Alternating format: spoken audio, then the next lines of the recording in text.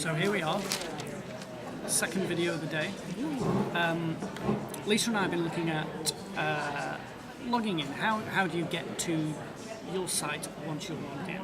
So we thought that it would take about 2 seconds to do this, and then we'd actually get into the meaty part of things. But we surprisingly kind of reached a bottleneck. Yes. An issue. Yeah. a WTF, I think yes, we call them. Yeah. I think it is. So we kind of walk through the process. Quickly show you this. Logging in up here. What do you see on your site? Maybe a little window, and then your logging in screen. So then we got to actually writing down. Let's write something nice on there. We thought. Let's write something friendly. Yeah, and then we thought, well, hang on.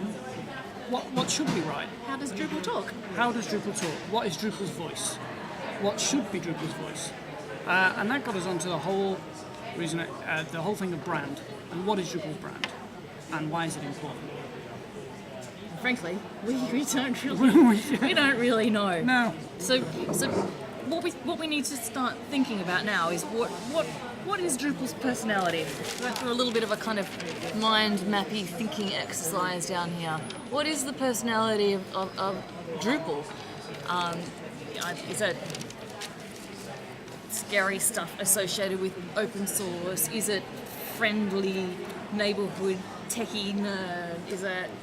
Is it friendly and fairies? Is it innocent drinks? Like, what is it? What could it be? And this all sounds incredibly sort of touchy-feely and who cares? Let's just get on with actually sketching out how the interaction works. And in a way, it kind of is. But the thing is,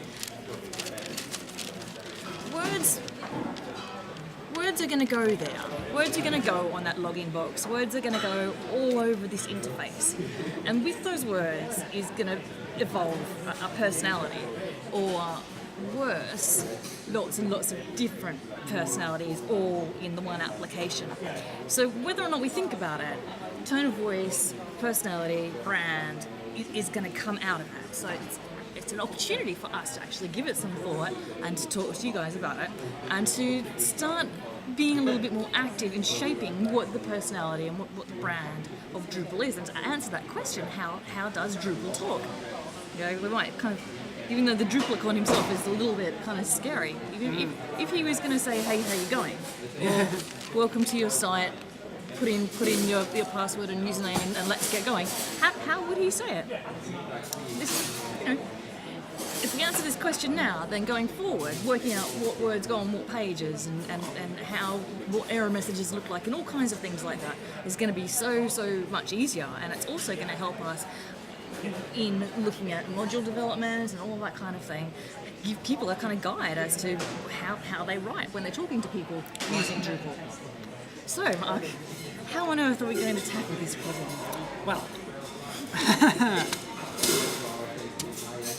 I've done this kind of work before, with working with brands who want to communicate a little better what they feel they're about, and we can ask them a bunch of questions, which I've asked them in the past, and they really help.